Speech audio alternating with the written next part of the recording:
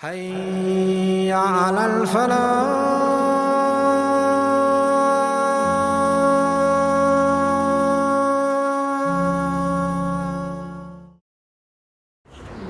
محترم سامعین کرام اور محترم ناظرین، السلام علیکم ورحمۃ اللہ وبرکاتہ۔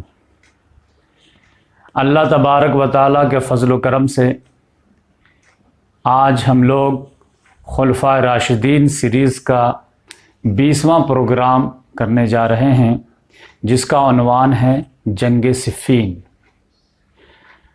عثمان غنی رضی اللہ تعالیٰ عنہ کی مظلومانہ شہادت کے بعد جب تمام مہاجرین و انصار جو اس وقت مدینہ میں موجود تھے، انہوں نے باہمی مشورے سے علی رضی اللہ تعالیٰ عنہ کو خلیفہ منتخب کر لیے، جبکہ وہ اس کے لیے تیار نہیں ہو رہے تھے۔ بالآخر مجبوری میں انہیں خلافت کا منصب لوگوں کی درخواست پر قبول کرنی پڑی۔ تو سب سے پہلا کام انہوں نے یہ کیا کہ جتنے بھی حضرت عثمان غنی رضی اللہ تعالیٰ عنہ کے گورنر تھے ان کو معزول کر دیا، اور اس کے بعد اپنے حساب سے گورنر کو اپائنٹ کیے تاکہ معاملات کو کسی طرح کنٹرول کیا جا سکے، اور اس کے بعد جو سب سے بڑا اہم مسئلہ ان کے سامنے تھا وہ خون عثمان کا قصاص کا وہ لیا جا سکے۔ لہذا پہلا ایکشن جو ان کے طرف سے ہوا وہ کہ شام کی طرف اپنا نیا گورنر بنا کر کے سہیل بن حنیف کو بھیجے۔ لیکن سہیل بن حنیف ابھی تبوک ہی پہنچے تھے کہ شام کے جو گورنر تھے معاویہ بن ابی سفیان رضی اللہ تعالیٰ عنہ، انہوں نے ان کو تبوک ہی میں روک لیا، اور ان کے نمائندے آئے اور پوچھے کہ آپ کو کس نے بنایا ہے گورنر؟ تو انہوں نے کہا علی رضی اللہ تعالیٰ عنہ۔ تو انہوں نے کہا فوراً یہاں سے آپ واپس چلے جائیے، اگر عثمان غنی رضی اللہ تعالیٰ عنہ کی طرف سے آتے تب تو آگے جا سکتے تھے، ورنہ آپ آگے نہیں جا سکتے۔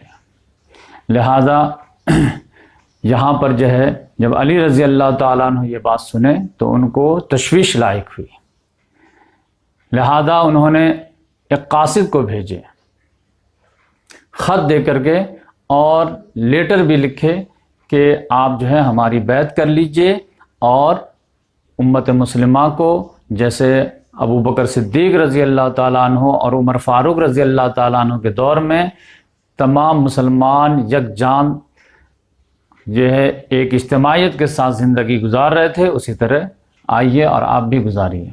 لیکن ان کے جو قاصد تھے ان کو امیر معاویہ نے جو ہے روک لیا اور کچھ جواب نہیں دے رہے تھے۔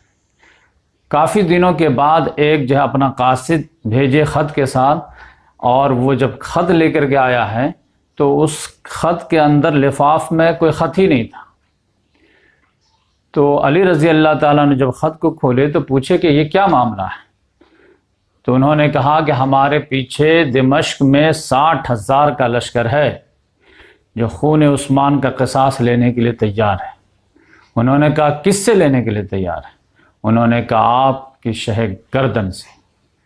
تو علی رضی اللہ تعالیٰ نے سمجھ گئے کہ سہیل بن حنیف کو جیسے وہ راستے سے واپس کیا گیا اور ہمارے قاصد کا جواب نہیں دیا گیا، اور خط کے جواب میں جو ہے بلینک خط آیا ہے، اب پھر اس کے قاصد کے یہ تیور ہیں، تو سمجھ گئے کہ یہ اب بغاوت پہ آمادہ ہو گئے، یہ اطاعت نہیں کرنا چاہتے۔ لہٰذا علی رضی اللہ تعالیٰ عنہ ان کو طاقت کے زور پر اطاعت کے لیے مجبور کرنے کے لیے تیاری شروع کر دی۔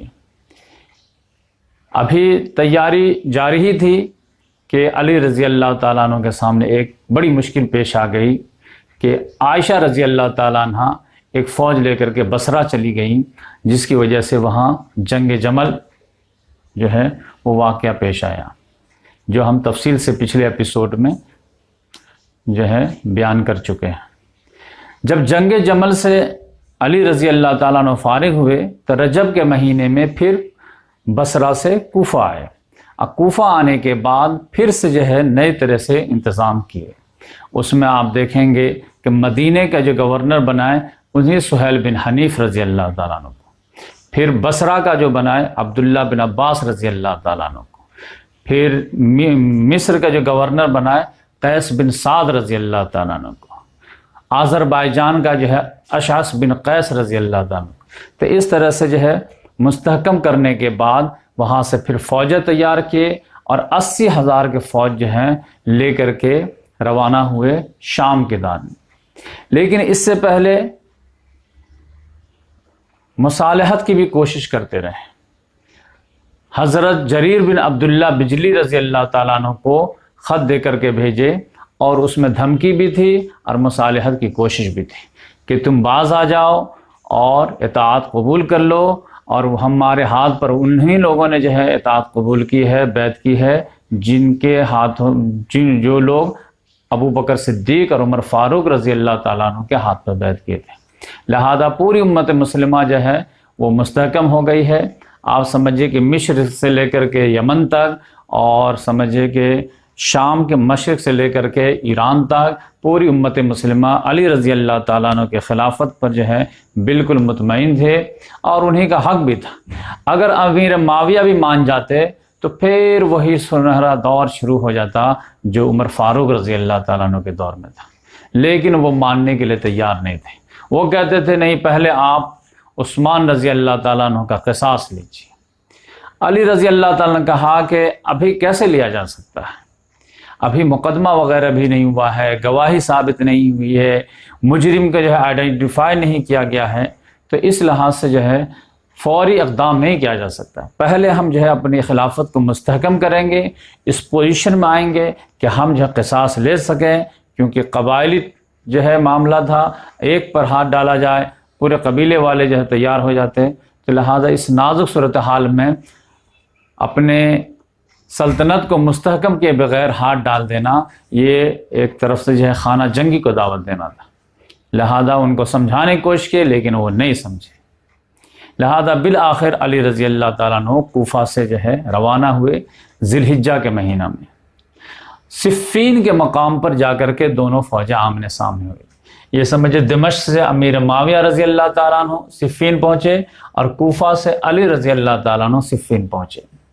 صفین پہنچنے کے بعد جو اہم مقامات تھے وہ گورنر شام معاویہ بن ابی سفیان کی فوج جو ہے پہلے کیپچر کر لی، بالخصوص پانی پر جو ہے ان کا قبضہ ہو گیا تھا۔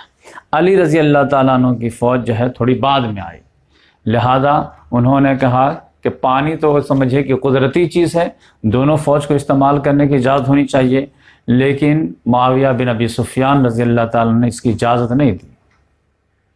بالآخر علی رضی اللہ تعالیٰ عنہ کو اپنی فوج کو حکم دینا پڑا کہ جاؤ اور بزور قوت پانی حاصل کرو، کیونکہ پانی کے بغیر تو چارہ ہی نہیں ہے۔ لہذا فوج گئی ہے، لڑائی ہوئی ہے، اور کسی طرح سے جو ہے پانی پر ان کا قبضہ ہو گیا۔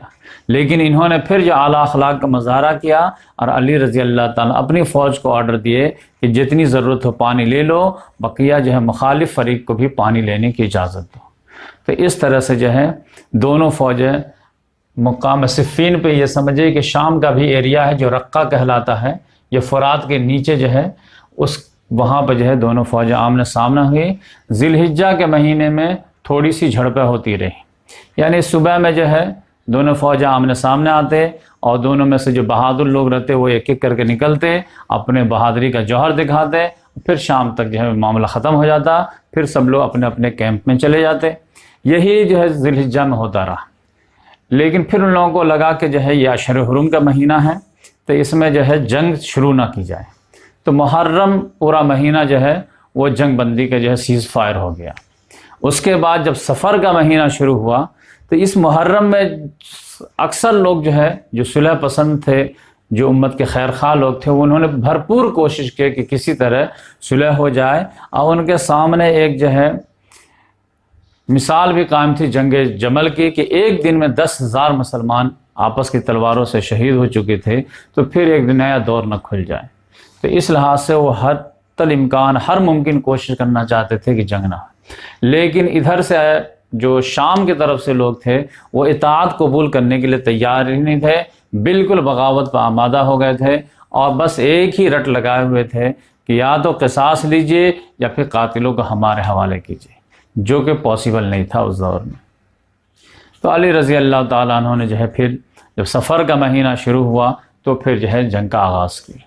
جنگ کے آغاز سے پہلے ہی بول دیے کہ دیکھو پہل ہمارے طرف سے نہیں ہوگی، نمبر 2 کسی زخمی کو قتل نہیں کیا جائے گا، نمبر 3 کسی بھاگنے والوں کا پیچھا نہیں کیا جائے گا، نمبر 4 کسی کو برہنہ نہیں کیا جائے گا، نمبر 5 کسی عورت پر دست درازی نہیں کی جائے گی، نمبر 6 کسی کو مسلح نہیں کیا جائے گا۔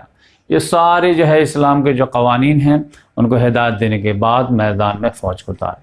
پھر وہاں سے جب معاملہ شروع ہوا تو وہی اسٹائل جو ذی الحجہ میں، وہی اسٹائل جو ہے اب سفر ہے، محرم کے بعد سفر، تو یہ 37 ہجری کا واقعہ ہو گیا، اور جنگ جمل جو ہے یہ 36 ہجری کا واقعہ تھا۔ تو اب وہی 1 to 1 کا معاملہ تھا۔ پھر بیچ بیچ میں جو ہے کوئی قبیلے کا سردار آ گیا، وہ اپنے قبیلے کے لوگوں کو 20-25 کو لے کے نکلتا، تو سامنے والا بھی کوئی سردار نکلتا اور دونوں کا مقابلہ ہوتا۔ بالآخر معاملہ ایک دن یہ ہوا کہ اچانک ایک فیصلہ ہو گیا کہ حق پر کون ہے، باطل پہ کون ہے۔ اس سے پہلے اکثر لوگ جو ہے وہ مذبذب کے شکار تھے، تذبذب میں تھے کہ حق پہ کون ہے، باطل پہ کون ہے، دونوں طرف مسلمان ہیں، دونوں طرف جو اچھے لوگ ہیں، لیکن جو لوگ بھی ساتھ دے رہے تھے تو وہ ہاف ہارٹڈلی ساتھ دے رہے تھے۔ لیکن ایک واقعے نے جو ہے وہ دودھ کا دودھ پانی کا پانی کر دیا کہ کون صحیح ہے، کون غلط ہے، کون حق پہ ہے، کون باطل پہ ہے۔ تو وہ معاملہ کیا ہوا کہ 9 صفر کو عمار بن یاسر رضی اللہ تعالیٰ عنہ کو ایک آدمی نے شہید کر دیا۔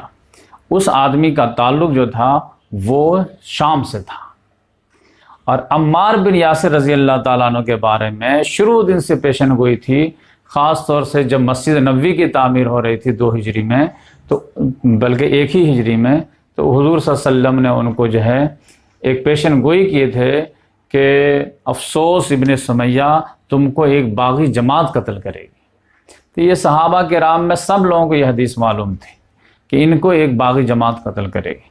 اب ان کی جو ہے شہادت کا واقعہ ہو گیا، لہذا جتنے لوگ جو ہے تذبذب کے شکار تھے سب لوگوں کا کنفیوژن دور ہو گیا کہ علی رضی اللہ تعالیٰ عنہ جو ہے حق پر ہیں، اور سامنے والی جو جماعت ہے وہ باغی جماعت ہے، کیونکہ ان کے فرد نے جو ہے ان کو قتل کیا ہے۔ لہذا سب لوگ جا کر کے بولے بھی ان کو، خاص عمرو بن عاص رضی اللہ تعالیٰ عنہ کے جو بیٹے ہیں عبداللہ بن عمرو بن عاص، انہوں نے اپنے والد کو بھی بولے اور امیر معاویہ کو بھی بولے، گورنر شام کو بھی بولے کہ اب آپ کیا کہتے ہیں، اب بھی آپ کنٹینیو کریں گے کیا؟ آپ صلی اللہ علیہ وسلم کی حدیث ہے کہ ایک باغی جماعت قتل کرے گی، تو اب بغاوت سے جو باز آ جائیے۔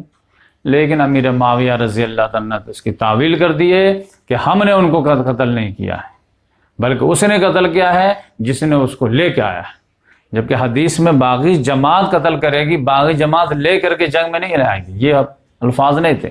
تقتلک الفئۃ الباغیہ، تم کو ایک باغی جماعت قتل کرے گی، لہذا وہ جو ہے بار بار یاد دلاتے تھے۔ بالآخر امیر معاویہ رضی اللہ تعالیٰ عنہ جھجلا گئے اور بولے عمرو بن عاص رضی اللہ تعالیٰ عنہ کو کہ اپنے اس مجنون بچے سے مجھے بچاؤ۔ ان کو بولے بھی کہ اگر جو ہے میں باغی ہوں تو پھر میری جماعت میں تم کیوں ہو؟ تو انہوں نے کہا کہ دیکھیں ایک مرتبہ میرے ابو نے میری شکایت کی تھی آپ صلی اللہ علیہ وسلم سے، اور آپ صلی اللہ علیہ وسلم نے مجھے نصیحت کی کہ والد کی بات ماننا اور ان کے ساتھ رہنا، جس کی وجہ سے میں ہوں، لیکن پھر بھی میں نیوٹرل ہوں، کیونکہ میں جانتا ہوں کہ سامنے جو ہیں علی رضی اللہ تعالیٰ عنہ وہ خلیفہ برحق ہیں، اور اب جو ہے اس کے بعد تو بالکل کلیئر ہو گیا کہ یہ جماعت بغاوت پہ آمادہ ہے۔ تو اس لحاظ سے اب جو ہے اس واقعے کے بعد جو ہے 9 صفر کے بعد جو ہے وہ علی رضی اللہ تعالیٰ عنہ کیمپ میں جوش و خروش آ گیا، اور سامنے والے میں جو ہے وہ جوش کی کمی آ گئی کہ سمجھ گئے کہ ہم لوگوں کی جنگ جو ہے وہ حق پہ نہیں، لہذا 10 صفر کو جو جنگ ہوئی ہے اس کو لیلۃ الحریر کہا جاتا ہے۔ وہ قاسیہ کی جو لیلۃ الحریر تھی وہ بھی مانگ پڑ گئی، پورا دن جو ہے جنگ جاری رہا، پھر پوری رات کنٹینیو جنگ جاری رہا. جمعہ کا یعنی جمعرات سے یہ جنگ شروع ہو کر کے جمعہ کے ٹائم تک جو 30 گھنٹے تک جنگ جاری رہا, اور اس میں تقریباً 60-70 ہزار آدمی قتل ہو گئے. بالکل سمجھے کہ علی رضی اللہ تعالیٰ عنہ کی فوج کی تعداد 90,000 تھی, اور ان کی فوج کی تعداد جو تھی وہ 80,000 تھی. لیکن 80,000 میں سے ان کے تقریباً 45-50 ہزار ان کے قتل ہو چکے تھے. اب 20-25 ہزار ان کے پاس یا 30 ہزار رہ گئے تھے, اور فوج بالکل اب ان کے مورال ڈاؤن ہو گئے تھے, اور اب میدان چھوڑنے ہی والے تھے. اور سمجھیے کہ علی رضی اللہ تعالیٰ عنہ کی فوج وہ امیر معاویہ اور عمرو بن عاص کے کیمپ تک پہنچ گئے تھے. چند دنوں کیا, چند گھنٹوں کیا, چند منٹوں کی دوری تھی, بس 20-25 منٹ میں فتح ہو جانے تھے کہ امیر معاویہ انہوں نے مشورہ کیا عمرو بن عاص رضی اللہ عنہ کہ اب کیا کیا جائے, اب تو ہم لوگ ختم ہو جائیں گے. تو انہوں نے کہا نہیں, ایک ترکیب ہے. کہا کیا ترکیب ہے؟ انہوں نے کہا کہ اپنے فوج کو کہو کہ قرآن کو نیزے پہ اٹھا لے. کہا اس سے کیا ہوگا؟ کہا پہلے بتاتا ہوں کیا ہوگا. نیزے پہ اٹھا لے اور بولے ھذا کتاب اللہ حکم حکم بیننا و بینکم, کہ یہ اللہ کی کتاب ہے اور ہمارے تمہارے درمیان اس کا فیصلہ منظور ہے, چلو یہ فیصلہ کریں. کہا اس سے کیا فائدہ ہوگا؟ تو عمرو بن عاص رضی اللہ تعالیٰ نے کہا کہ یہ آئیڈیا میں پہلے سے سوچ کے رکھا تھا کہ جب میں ہاروں گا تو یہی پیش کروں گا. اس کا فائدہ یہ ہوگا کہ جیسے یہ بات جائے گی تو سامنے والی فوج بالکل جیت رہی ہے, تو اس میں 2 رائے ہو جائے گی. کچھ لوگ کہیں گے ٹھیک ہے قرآن کا فیصلہ منظور کر لی جائے, اور کچھ لوگ کہیں گے نہیں جنگ کو فنش کی جائے. تو ان میں اختلاف ہو جائے گا. تو اختلاف اگر ہوا تو ایسے ہی کمزور ہو جائیں گے, اور اگر سب لوگ مان گئے تو ہمیں مہلت مل جائے گی. جو ہار رہے ہیں تو کم سے کم پھر سانس لینے کا موقع مل جائے گا, دوبارہ آرگنائز ہونے کا موقع مل جائے گا, اور یہ جیت کا جو سیلاب سامنے سے آ رہا ہے وہ رک جائے گا. تو ان کو آئیڈیا بہت اچھا لگا. تو انہوں نے اپنے فوج کو حکم دیا کہ قرآن کو نیزے پہ اٹھا لو. تو سب لوگوں نے قرآن پہ نیزے کو اٹھا لیا, نیزے پہ قرآن کو اٹھا لیا, اور صرف ایک ہی نعرہ لگا رہے تھے کہ ھذا کتاب اللہ حکم بیننا و بینکم, ھذا کتاب اللہ حکم بیننا و بینکم. اور ان کی جو سوچ تھی عمرو بن عاص رضی اللہ تعالیٰ عنہ کو بالکل ان کے مطابق ہی ادھر ریئیکشن ہوا کہ کچھ لوگ کہے کہ نہیں اب تو چند منٹوں کی بات ہے, فنش کرنے کے بعد معاملہ ختم ہو جائے گا, یہ فتنہ ختم ہو جائے گا. لیکن کچھ لوگوں نے کہا نہیں, قرآن کے ہوتے ہوئے اگر قرآن کو نہیں مانیں گے تو پھر لڑائی کس بات کی ہے. لہذا بہت معاملہ ٹینس ہو گیا, اور علی رضی اللہ تعالیٰ عنہ کو جو خوارج ذہن کے لوگ تھے انہوں نے بہت شدت سے پریشرائز کیا. لہذا بالآخر علی رضی اللہ تعالیٰ عنہ کو جنگ بندی کا اعلان کرنا پڑا. ورنہ وہ لوگ نے کہا کہ اگر آپ قرآن کو نہیں مانیں گے تو ہم آپ کے خلاف بھی جنگ کریں گے. تو اب یقینی بات ہے کہ ایک نیا فرنٹ شروع ہو جاتا. علی رضی اللہ تعالیٰ عنہ بولے سمجھائے کہ بس چند منٹوں کی بات ہے, یہ مستقل ہمیشہ کے لیے فتنہ ختم ہو جائے گا, بس یہ ایک دھوکہ ہے, اس میں کوئی ریئلٹی نہیں ہے, بات صحیح ہے مراد غلط ہے, بات سمجھنے کی کوشش کرو, یہ ان کی چال ہے.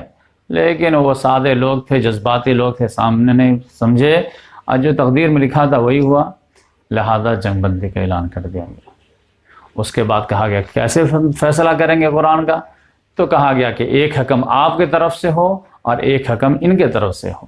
6 مہینے کا ٹائم دیا جائے, یعنی رمضان تک کا ان کو موقع دیا جائے, اور دومت الجندل میں آ کر کے جو عراق اور شام کا بالکل سینٹر ہے وہاں پر آ کر کے یہ اپنا فیصلہ سنائے. اور جب فیصلہ سنانے کا دن ہو تو ادھر سے بھی 400 لوگ جن کو یہ پسند کریں بھیجیں, اور ادھر سے بھی 400 لوگ جن کو پسند ہو بھیجیں. اب وہاں پہ یہ دونوں جو فیصلہ کریں گے وہ دونوں فریق کو منظور ہو. تو علی رضی اللہ تعالیٰ نے کہا ٹھیک ہے.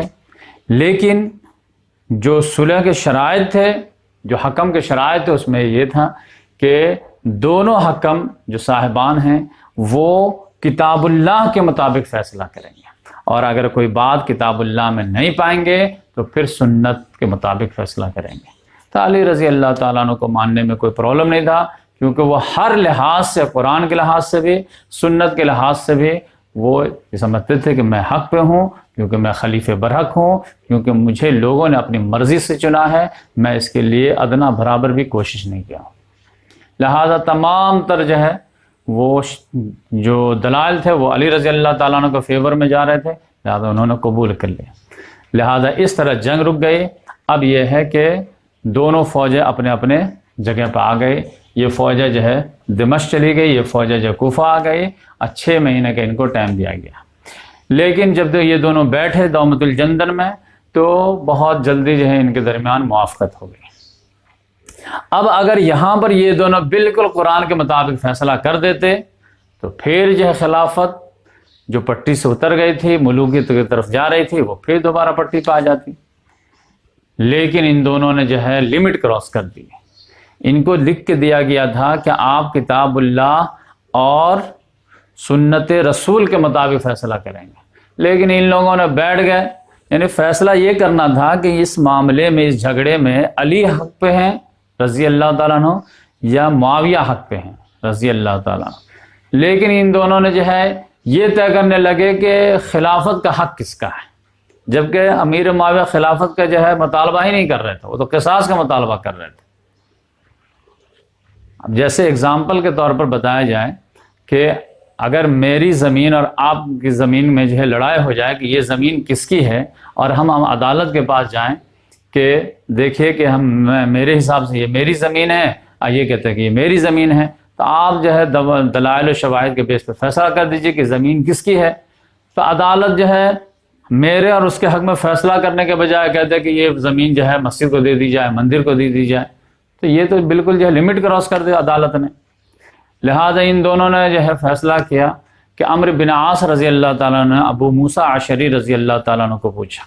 اس میں بھی ایک دلچسپ یہ ہوا کہ جب کہا گیا کہ حکم کس کو بنایا جائے، تو امیر معاویہ نے کہا کہ میرے طرف سے جو حکم ہوں گے وہ عمرو بن عاص ہوں گے۔ ان سے پوچھا گیا کہ آپ کی طرف سے حکم کون ہوگا، تو علی رضی اللہ تعالیٰ عنہ نے کہا کہ میرے طرف سے جو ہے وہ عبداللہ بن عباس رضی اللہ تعالیٰ عنہ۔ لیکن وہی خوارج ذہن کے لوگ جو تھے انہوں نے کہا نہیں نہیں، یہ تو آپ کے جو ہے بالکل جو ہے کلوز ریلیٹیو ہیں، نیوٹرل لوگ ہونا چاہیے حکم میں۔ تو انہوں نے کہا تمہارے حساب سے کون ہے؟ تو انہوں نے کہا کہ ابو موسیٰ عشری کو بنائیے، جو بالکل نیوٹرل ہیں، وہ جنگ میں بھی نہیں، وہ تو کوفہ میں آرام کر رہے تھے، وہ بالکل جو ہے امن پسند تھے، ان کو یہ جنگ و جدال پسند نہیں، یعنی حق کے طرفدار بننے کے بدلے وہ غیر جانبدار بننا پسند کیے ہوئے تھے۔ علی رضی اللہ تعالیٰ کو کہا کہ بھائی ان کو تو اتنے سادہ انسان ہیں کہ وہ اس کا فیصلہ نہیں کر پائیں گے صحیح، اور عمرو بن عاص کے مقابلے میں وہ نہیں ٹک پائیں گے، لیکن ان لوگوں نے کہا نہیں نہیں، وہی بنیں گے، وہی نیوٹرل ہیں، وہی یہ ہیں۔ پھر علی رضی اللہ نے کہا کہ مالک بن اشتر کو بنا دیتے ہیں، لیکن لوگوں نے کہا وہ صحابی ہیں، یہ تابعی ہیں، صحابی کے ہوتے ہوئے تابعی کیوں فیصلہ کریں گے؟ بالکل آپ رضی اللہ تعالیٰ مجبور کر دیے، تو آپ رضی اللہ نے کہا ٹھیک ہے۔ تو اب ابو موسیٰ عشری اور عمرو بن عاص دومت الجندل میں بیٹھے۔ تو عمرو بن عاص رضی اللہ تعالیٰ بڑے شاطر تھے، بڑے ذہین تھے، انہوں نے بہت آؤ بھگت کیا، رسپیکٹ دیا، یہ سب۔ اس کے بعد ابو موسیٰ عشری نے کہا کہ بولیے آپ کی کیا رائے؟ انہوں نے کہا ارے آپ کے ہوتے ہوئے میں بولوں، آپ بتائیے کہ کیا رہنمائی ہے۔